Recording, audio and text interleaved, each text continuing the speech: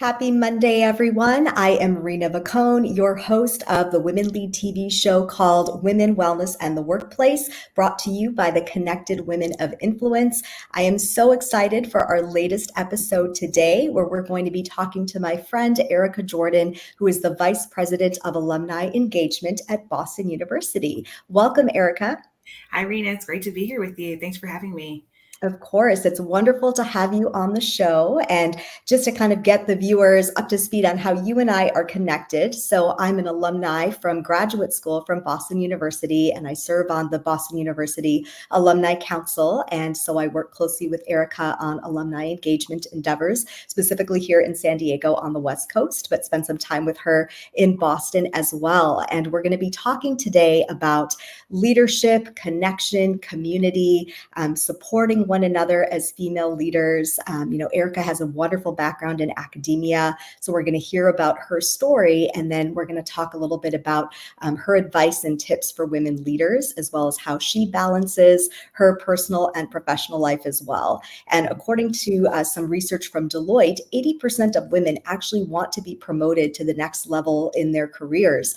But as we know, that can be, a challenging journey, and having that support of women is so critical. So, Erica, I'd love for you to introduce yourself to the viewers and tell them a bit about your background in academia and fundraising and how you got to where you are today, because I know you've also spent some time with UC Irvine and USC and other universities as well. Yes, absolutely. And I just love the fact that we're thinking about women, because I feel like I stand on the shoulders of so many women growing up who've put me in position to be ready for the career that I have. And, I always like to start my career path with who I was growing up. And I was a Girl Scout from the time I was the brownie all the way up through my senior year in high school. And it really did teach me a lot about building community and being in service to others, and how you treat others and working towards a goal. And, I wasn't really sure exactly what I wanted to do when I went off to college, but when I graduated, I had the opportunity to help on a campaign for who now Karen Bass, who's the Los Angeles city mayor.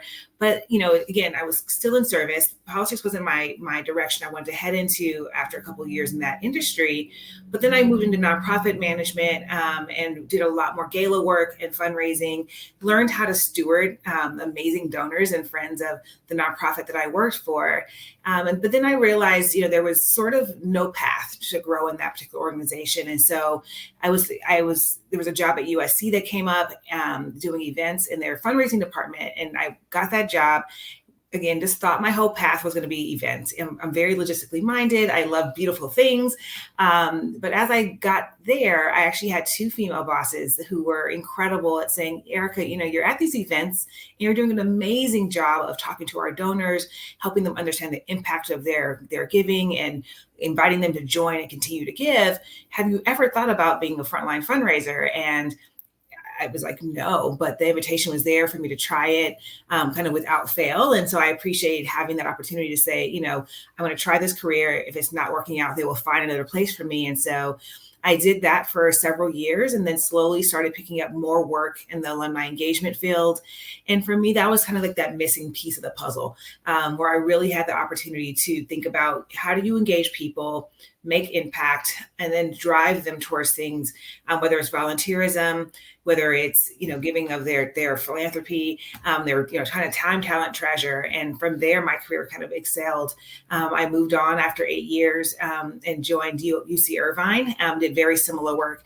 And now I'm here at BU, and my work here really transcends lots of areas. And so my portfolio at BU, I oversee alumni engagement and kind of all the leadership and strategy behind that, annual giving, but as well as communications and events. And so it's sort of been a full circle moment for me, being able to lead and kind of take every step of my life and just add it into a really healthy, strong career.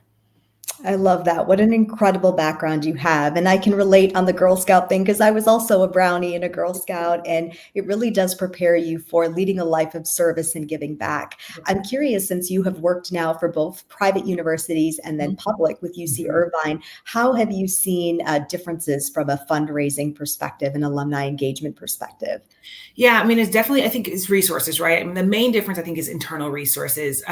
Both private schools, are just equipped to make, different types of decisions that will increase alumni engagement in your own philanthropy. We're at a public school, you find that the state has to be honest, in different ways about how they allocate resources. And when it comes down to, are you going to put a little bit, four more dollars into the hands of students, or you can put four more dollars in the hands of people trying to raise money for students, is a hard piece, but I think the state of California has done an amazing job of trying to support both. And UC Irvine, when I was there, was very young. It just turned 50 years old as an institution, but was nationally ranked. And so it was incredibly inspirational. So the city itself, and I find this with private or public institutions, that the city themselves that surround public institutions really do step up to help increase philanthropy. And so I think the biggest difference is internal resources, but at the same time, I think you kind of cut across, you're always doing it for the students. You're always doing it to bring the next generation of people behind you with the highest form of education they can receive. Yeah, I love that. That's a really great way to describe the differences, and that makes a lot of sense. So what are the greatest lessons that you've learned in your career journey so far? I think one of the greatest lessons is turned into, a big positive for me, but it's always saying yes. And I think, oftentimes, I think I've always been a go-getter and a doer. And I've said yes to things that sometimes in the moment you sort of feel like maybe you weren't appreciated for them. And maybe, you weren't getting the increase of salary or the title you wanted, or it just felt like life continued on and you were just on the back end, kind of just fighting away. And I think it can be discouraging sometimes. But the lesson I learned in that was that when you say yes, people do notice. There's always someone watching you. There's always someone who's ready to give you the next position, the next opportunity. And so, the last two positions I've been recruited for have come on the fact that people have been watching me. And I've said yes to a lot of projects and initiatives that were not things that were naturally in my job description, but gave me great opportunity, great resources. And then those are all things you can put on your resume, no matter if it's part of your job description. And I often like to tell people as I'm mentoring them through is your job description is your job description, but your resume is where you can really share all the ways that you have gone above and beyond and made impact. So for me, I think it's always saying yes and going the extra mile, of course, within boundaries. But I think as you say yes to things, the universe itself will meet you and provide so much more. And I've had a chance to leapfrog things that I thought were my natural next steps because I've done the work in saying yes to the various projects. I love that. I think, there are so many women that are afraid to say yes, right? Because of imposter syndrome or not feeling like they're qualified for a job, and that fear that can sometimes prohibit them from taking a really great opportunity. And I also think while we are in this place where we are focused on gender equity, getting more C-level executives in the workplace, women are maybe thinking a lot about title. But I love what you said about even if it's not exactly in your job description or the exact role or even title that you might be looking for. I like your view of that it's a stepping stone and it's a way to kind of take you to the next level. And to your point, you can really take any experience and have learnings out of it that can benefit you for your next role. And clearly people have been watching you and noticing the great work that you're doing. And it's very evident in just how wonderful alumni engagement is run at Boston University. As an alumni myself, I'm so impressed with how much organization and passion and care for alumni that exist. And that is clearly under your leadership amongst many others. So that's very evident.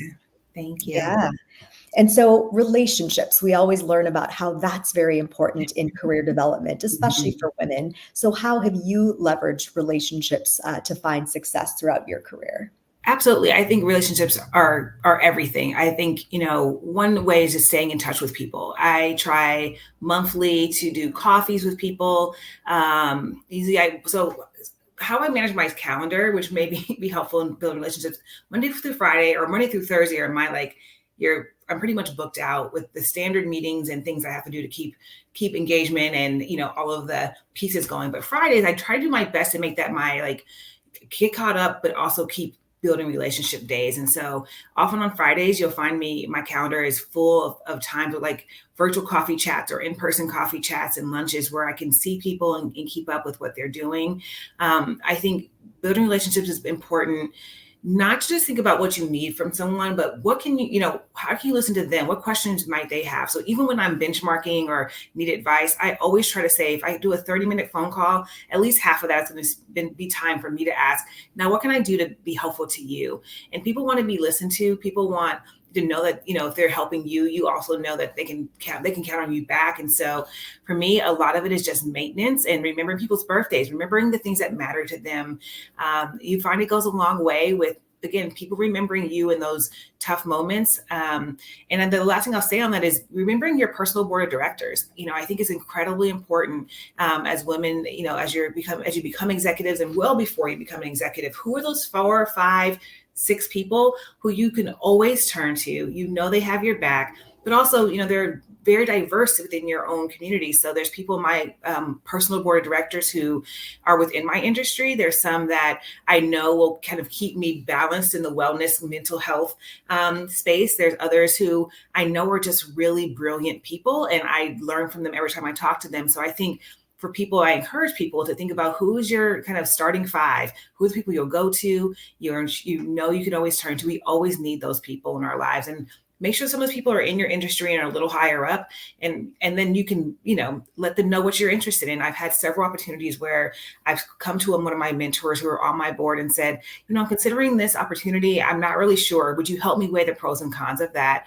And those relationships and having those relationships really do sometimes give you that external perspective on life. And so for me, I'm a very people person. I love meeting people.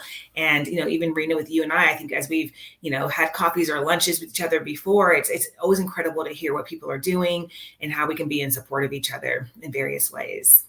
Yeah, I couldn't agree more. I'm like you. I'm very much a people person, very extroverted, and deeply value personal and professional relationships that are from all stages of my career, my academic journey. Yeah. I agree. I think that is really important because you want to be able to help each other, cheer each other on, provide Mhm. that support.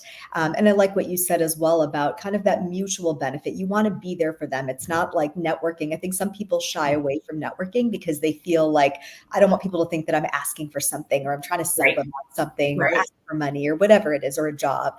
I think if you're just the sheer experience of getting together with people, getting to know them, building that relationship over the years, I agree. I think it can just lead to amazing support.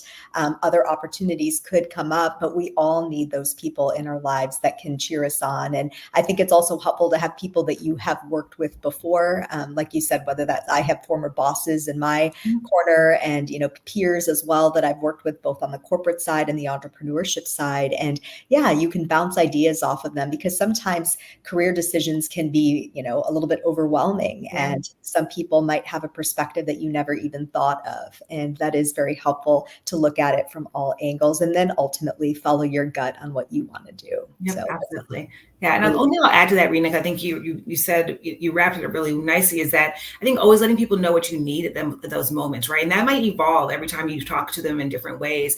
But sometimes I think we're not necessarily honest about what we need in a moment, or we're scared to, just to put it out there. And I think to the networking point, sometimes sometimes you do need a network, but it's being very clear in those moments. Hi, I really, at this moment, I'm looking for a new opportunity, new job. Are you open to that conversation with me? Do you have the bandwidth with, this conversation for that? Or, I'm just looking for a little, a chance to vent.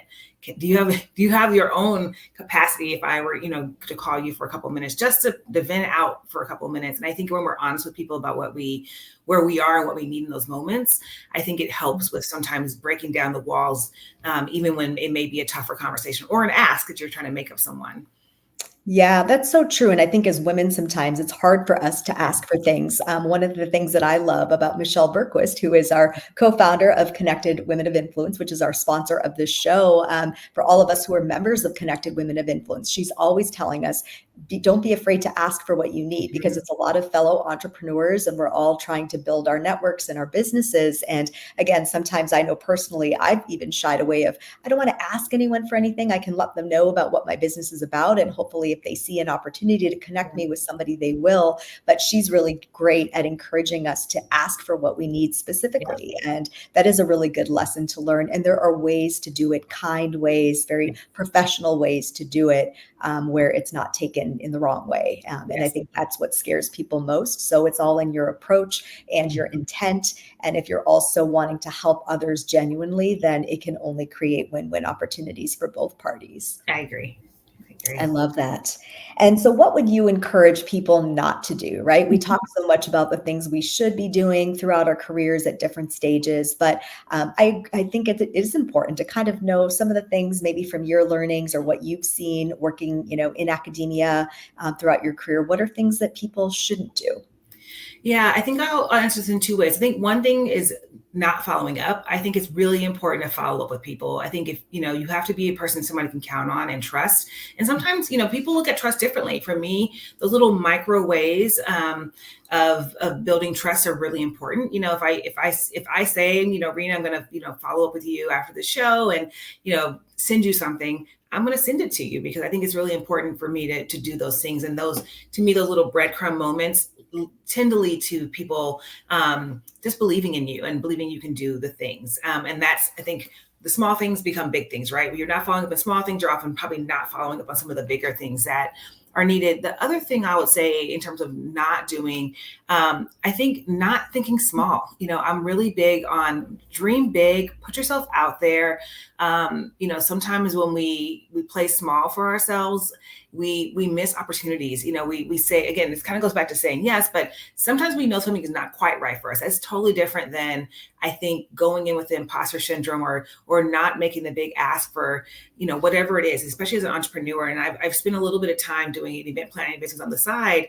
And I've had some fortune in terms of some of my clientele, but some of that was having to just put myself out there for things that I knew was going to be a stretch and then finding the resources to get it done. And so I always say, dream big, don't sell yourself short. And many of us have so much talent and so much resource behind us that if we just put ourselves out there with the confidence, we will be successful. So dream big is something I think we often don't do well. Yeah. And that's a great reminder. I think that is so important because, again, we do hold ourselves back. A lot of times people have sort of a negative inner voice, right? And I think remembering that you are so much more capable than you realize. And to your earlier point about having that board of directors, those can be some of the people in those moments when you are kind of playing small and you aren't, thinking bigger than that. They can encourage you and push you to do that because sometimes you can accomplish things more than you ever thought possible, right? If you just take that chance. Absolutely. And I love what you said about following up, because I think especially being in academia, you work with a lot of students, right? At the graduate level, the undergraduate level.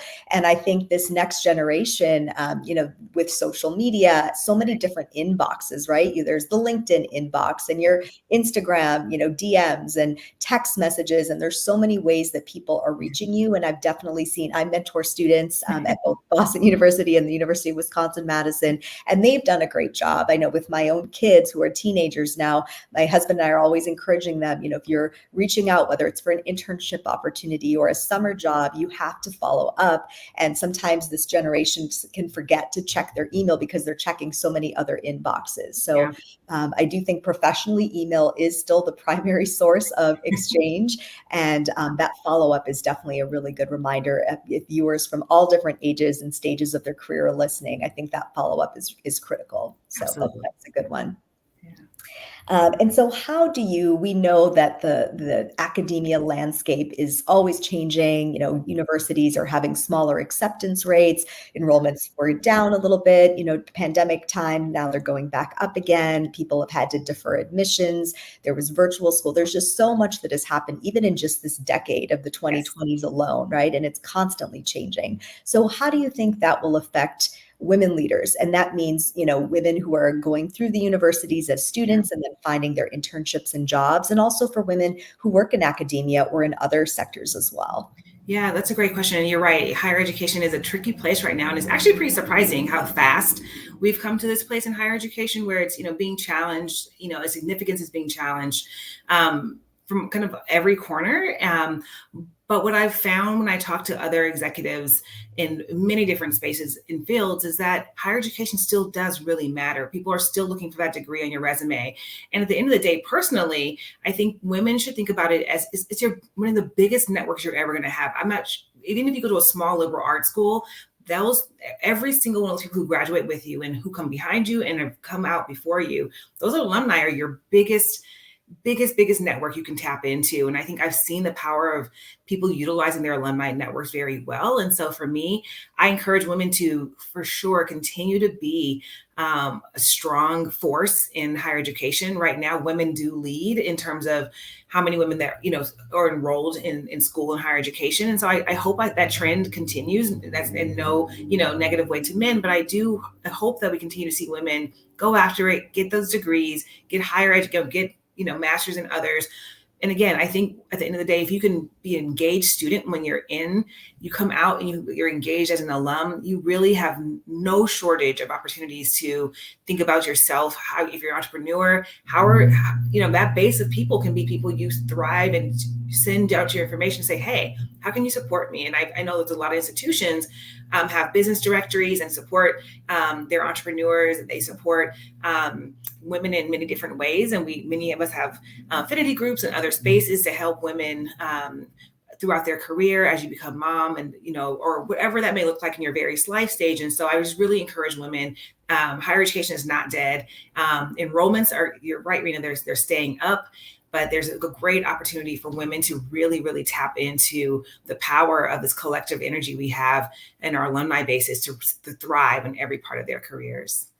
Yeah, that's really good advice for women to get involved as a student, because then that practice will continue as you go on into your career or go on for further higher education. But you're right. I know myself personally, I was part of the Student Future Alumni Association at University of Wisconsin, and it was very involved in that. And then I had been serving on alumni boards there as well, and then came on to BU. And when I left my corporate career and became an entrepreneur, both universities have been so incredibly supportive. The network has been so powerful. And I think you can really still feel like you belong. You can still have that connection to your universities throughout your life. It doesn't end after 4 years or 2 or 3 years if you're in grad school or law school, or longer for med school. I think whatever it is you're studying, that it's lifelong learning, right? That never ends. Mm-hmm. Continues with you, and to be able to have that support and that community from your alma maters, I think is very powerful. And I think sometimes people don't even realize that until they maybe go to an alumni event or they participate in, hear a speaker, and that suddenly, sets off a light bulb of, oh, maybe I should get more involved. So I think that's really good advice, and something that everyone should look to do, because it's only going to help you in your career.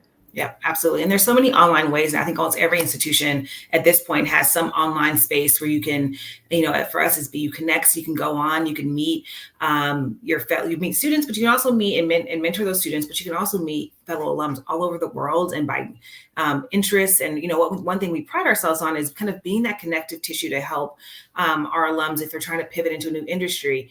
Well, let us help you make those connections. Or if you're trying to just get new knowledge, we're constantly having monthly webinars, and Rena served, you've spoken at many of those webinars before, but it's really, to me, it's the power of that network that gets us really far in life, for sure. Yeah, absolutely. It is. And it's nice that, it doesn't mean if you live somewhere internationally or somewhere across the country from your alma mater, there are so many great ways now, as you mentioned, online to still be connected, whether that's through BU Connects, as you mentioned, which is an online community for Boston University, email newsletters. There's always information about what's going on, webinars that you can listen to. So yeah, I think the digital world has also made it easier for people to stay engaged. And great, if you can come to campus for alumni weekends, that's wonderful. But if you can't, because of different life stages, as you mentioned, the parents' networks and things, people are sometimes in stages where it's hard to travel because of their kids, you can still be very much involved in other ways. And that's a really good reminder as well. Yep, absolutely. So, because the show is Women Wellness in the Workplace, I would love to hear a little bit about how you find balance. I know, Erica, you are traveling all the time. You're at so many different events. You're working with faculty, staff, students, alumni. So, how do you find balance? How do you take care of your own health and well being so you can keep going and keep shining in the way that you do? Yeah. Well, it's funny. I've sort of gotten away from the word balance. The word balance actually was stressing me out for a very long time because it became very hard. And what I've started to do is just think about rituals and what rituals could I maintain that really kind of gave me energy every day or every week. And so two things that I do religiously, I try to do yoga in the mornings, about 20-30 minutes. So nothing, that takes an hour or two out of my morning. But I find yoga in the morning just is a great breath work. It gives me energy. And what I've also found is that when I'm having stress and I'm coming up on a stressful week, that yoga, that breath work has just brought me to a very Zen place, and things don't, fluctuate too much. I sort of stay at a nice, healthy pace. The other thing is on Sundays, I take baths. I have not traditionally been a bath woman, but a friend of mine told me, Erica, you really should consider taking baths. And I started doing it and kind of romancing myself in that way, right? So the candles, the music, and reading a good book. And it's really, again, like ending my week kind of with my own pace, getting ready to start the week and with those strong intentions has been kind of really two really nice self-care things I do. And I would say during the week, and again, I travel about 50% of the time. It can be hard on my body. Going for walks, whether or not I'm just zoning out, listening to music, walking with another person, and not necessarily having to walk with a fast pace. I've actually found that slow walking just releases a lot of stress. So that's been probably the three things that I really do. And then just keeping up with friends, honestly, spending time with friends, having a good time to laugh and stay, I love to say, we have to keep playing in our lives. We work so hard. You have to find those ways to be young and play, whether that's with your kids. For me, I don't have children, but I do find ways, whether it's just going outside and being silly with friends or over a glass of wine and laughing, just kind of finding those spaces to have fun. It was really important for us all busy women. Yeah, I love it. And I love what you said. I agree that a lot of people don't like the word balance because you're right. Realistically, we can never have our life perfectly balanced because life is too complex for that. I know a lot of people in our wellness industry like to use the term work-life integration. Yes.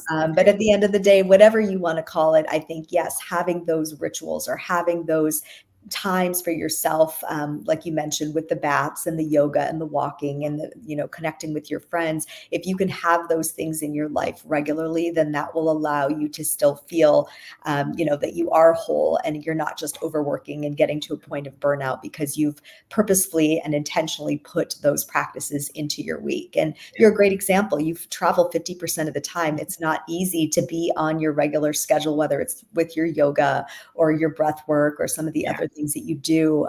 But you can find ways to do it wherever you are as well, which is the beauty. And I love what you said about it's 20 minutes. You're not having to, calendar in an entire hour workout every day, which for most people, that's also not realistic. So I think that it's a great message to all of our viewers and all of the women listening that it's something that is personal for everybody, but find those self-care practices and wellness practices that work for you, because that's going to help you both in your personal and professional life. And like you said, life is too short. We need to play, we need to have fun. And those are the things that are going to keep us with that sort of youthful spirit, no matter what. Absolutely. Yeah. I love it. Well, we are just out of time. So I just wanted to see if there was anything else you would like to share with our viewers, Erica, and how people can find you. If they have questions on women's leadership, academia, how can people get in touch with you? Yeah, absolutely. I think my LinkedIn is scrolling on the bottom of the screen. So please get in touch with me on LinkedIn. I'm always there. But the only thing I'll share is that, there's a couple of great books that I would recommend always for women. There's a book called Mindset. The author's first name is Carol. I don't remember the last name at the moment, but also The Confidence Code. I think those are two great books that I always tell women to read as you're thinking about going through your career and just continue to be, a strong woman in our industries. And so thank you, Rena, for having me on the show. It's been a lot of fun. Oh, it's been such a pleasure to have you, Erica. And I love those book recommendations. I'm definitely going to go check those out myself. So for everyone listening, feel free to get in touch with Erica if you have any questions. Thank you all so much for tuning in. Thanks again, Erica, for joining us today. And we'll be back with another episode of Women Lead TV's Women Wellness and the Workplace, sponsored by the Connected Women of Influence very soon. Take care.